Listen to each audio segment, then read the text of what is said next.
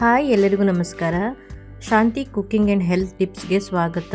ನಾನಿವತ್ತು ಕರಾವಳಿ ಕಡೆಯ ಸ್ಪೆಷಲ್ ಕಲ್ವಾ ಸಾಂಬಾರನ್ನು ಮಾಡಿ ತೋರಿಸ್ತಾ ಇದ್ದೀನಿ. ನಮ್ಮ ಉತ್ತರ ಕನ್ನಡ ಕಡೆ ಇದನ್ನು ಕಲ್ಗ ಅಂತ ಕರೀತಾರೆ. ತುಂಬ ದಿನ ಆದಮೇಲೆ ಮನೇಲಿ ಕಲ್ಗ ತಂದಿದ್ರೆ ಅದಕ್ಕೆ ಇದನ್ನು ಸಾಂಬಾರು ಮಾಡಿ ತೋರಿಸೋಣ ಅಂತ ಅಂದ್ಕೊಂಡೆ. ಬನ್ನಿ ಹಾಗಿದ್ರೆ ಇದನ್ನು ಹೇಗೆ ಸಾಂಬಾರು ಮಾಡೋದು ಅಂತ ನೋಡೋಣ. ಮೊದಲಿಗೆ ನಾನಿಲ್ಲಿ ಮಸಾಲೆ ಸಾಮಾನನ್ನು ಎತ್ತಿಟ್ಕೊಂಡಿದ್ದೀನಿ. ಮಸಾಲೆ ಸಾಮಾನು 10ರಿಂದ 15 ಒಣಮೆಣಸು, 10 ಮೆಣಸಿನಕಾಳು, 1 ಏಲಕ್ಕಿ, ಲವಂಗ, ಚಕ್ಕೆ, ನಕ್ಷತ್ರ ಮೊಗ್ಗು, ಗಸಗಸೆ, ಜೀರಿಗೆ, ಕೊತ್ತಂಬರಿ ಬೀಜ ಇದನ್ನೆಲ್ಲ ಇವಾಗ ಒಂದು ಕಡಾಯಿಗೆ ಎಣ್ಣೆ ಸೇರಿಸದೆ ಹಾಗೆ ಡ್ರೈ ಆಗಿ ಇದನ್ನು ಹುರ್ಕೊಳ್ಬೇಕು. ಗ್ಯಾಸನ್ನು ಸ್ವಲ್ಪ ಲೋ ಫ್ಲೇಮಲ್ಲಿ ಇಟ್ಬಿಟ್ಟು ಇದನ್ನು ಒಂದು 2 ನಿಮಿಷ ಚೆನ್ನಾಗಿ ಹುರ್ಕೊಳ್ಬೇಕು. ಹುರಿದಾದ ನಂತರ ಇದನ್ನು ಸೈಡಲ್ಲಿ ಎತ್ತಿಟ್ಕೊಳ್ತಾ ಇದ್ದೀನಿ.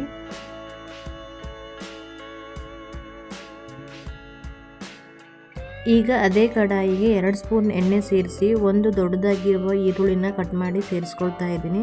ಹಾಗೆ ಒಂದು 3ರಿಂದ 4 ಹಸಿಮೆಣಸಿನಕಾಯಿ, 1 ಗಡ್ಡೆ ಆಗುವಷ್ಟು ಬೆಳ್ಳುಳ್ಳಿ ಮತ್ತು ಸ್ವಲ್ಪ ಶುಂಠಿನ ಸೇರಿಸ್ಕೊಂಡು ಇದನ್ನು ಚೆನ್ನಾಗಿ ಎಣ್ಣೆಯಲ್ಲಿ ಫ್ರೈ ಮಾಡ್ಕೊಳ್ತಾ ಇದ್ದೀನಿ. ಖಾರಕ್ಕೆ ಅನುಗುಣವಾಗಿ ನೀವು ಹಸಿಮೆಣಸಿನಕಾಯಿಯನ್ನು ಸೇರಿಸ್ಕೊಳ್ಳಿ. ಈರುಳ್ಳಿ ಕಲರೆಲ್ಲ ಚೇಂಜ್ ಆಗಬೇಕು, ಅಲ್ಲಿ ತನಕ ಇದನ್ನು ಚೆನ್ನಾಗಿ ಫ್ರೈ ಮಾಡ್ಕೊಳ್ಬೇಕು. ಇವಾಗ ಇದಕ್ಕೆ ನಾನು ಅರ್ಧ ಕಡೆ ಆಗುವಷ್ಟು ತೆಂಗಿನ ತುರಿನ ಸೇರಿಸ್ಕೊಳ್ತಾ ಇದ್ದೀನಿ. ತೆಂಗಿನಕಾಯಿ ತುರಿ ಕಲರೆಲ್ಲ ಚೇಂಜ್ ಆಗಬೇಕು, ಅಲ್ಲಿ ತನಕ ಇದನ್ನು ಚೆನ್ನಾಗಿ ಫ್ರೈ ಮಾಡ್ಕೊಳ್ಬೇಕು. ಸುಮಾರು ಒಂದು 2ರಿಂದ 3 ನಿಮಿಷ ಇದನ್ನು ಚೆನ್ನಾಗಿ ಗ್ಯಾಸನ್ನು ಮೀಡಿಯಮ್ ಫ್ಲೇಮಲ್ಲೇ ಇಟ್ಕೊಂಡು ಹುರ್ಕೊಳ್ತಾ ಇರಬೇಕು.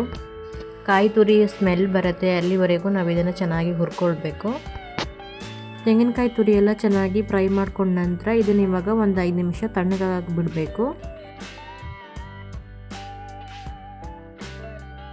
ಹುರಿದಿಟ್ಕೊಂಡಿರುವಂತಹ ಮಸಾಲೆ ಎಲ್ಲ ತಣ್ಣಗಾದ ನಂತರ ಒಂದು ಮಿಕ್ಸಿ ಜಾರಿಗೆ ಮಸಾಲೆ ಎಲ್ಲ ಸೇರಿಸ್ಕೊಳ್ತಾ ಇದ್ದೀನಿ. ಹಾಗೆ ತೆಂಗಿನಕಾಯಿ ತುರಿನೂ ಸಹಿತ ಸೇರಿಸ್ಕೊಳ್ತಾ ಇದ್ದೀನಿ.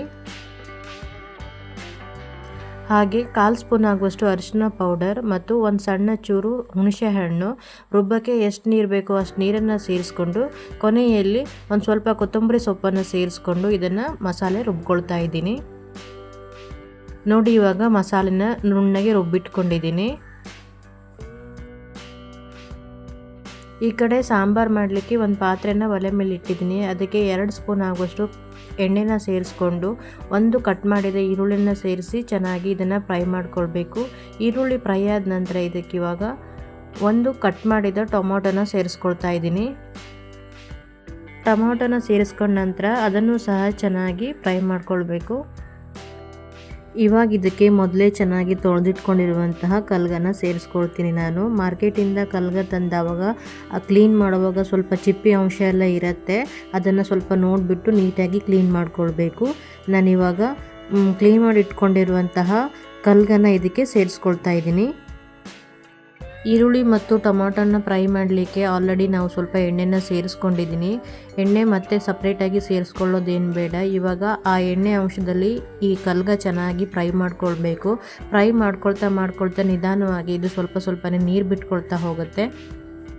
ಸಾಮಾನ್ಯವಾಗಿ ತುಂಬ ಜನಕ್ಕೆ ಇದು ಏನಂತಲೇ ಗೊತ್ತಿಲ್ಲ. ಇದು ನಮ್ಮ ಉತ್ತರ ಕನ್ನಡ ಕಡೆ ಅಂದರೆ ಕರಾವಳಿ ಕಡೆ ಸ್ಪೆಷಲ್ಲಾಗಿ ಸಿಗುವಂಥ ಸೀ ಫುಡ್ಡು.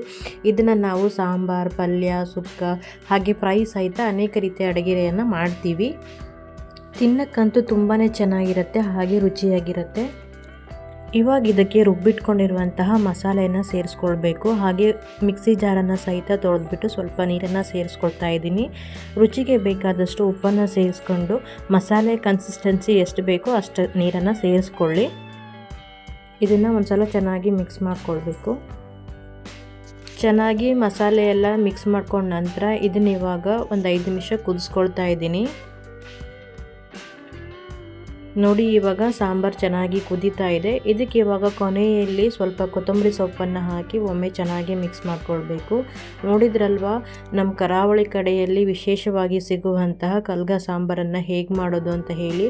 ಇವಾಗ ಬಿಸಿಯಾದ ಕಲ್ಗ ಸಾಂಬಾರು ರೆಡಿಯಾಗಿದೆ. ನಾನು ಮಾಡಿರುವ ಈ ಸಾಂಬಾರು ರೆಸಿಪಿ ನಿಮಗೆ ಇಷ್ಟ ಆದರೆ ಪ್ಲೀಸ್ ಲೈಕ್ ಆ್ಯಂಡ್ ಸಬ್ಸ್ಕ್ರೈಬ್ ಮಾಡಿ ಆ್ಯಂಡ್ ಸಪೋರ್ಟ್ ಮಾಡಿ. ಬಾಯ್, ಹ್ಯಾಪಿ ಕುಕಿಂಗ್.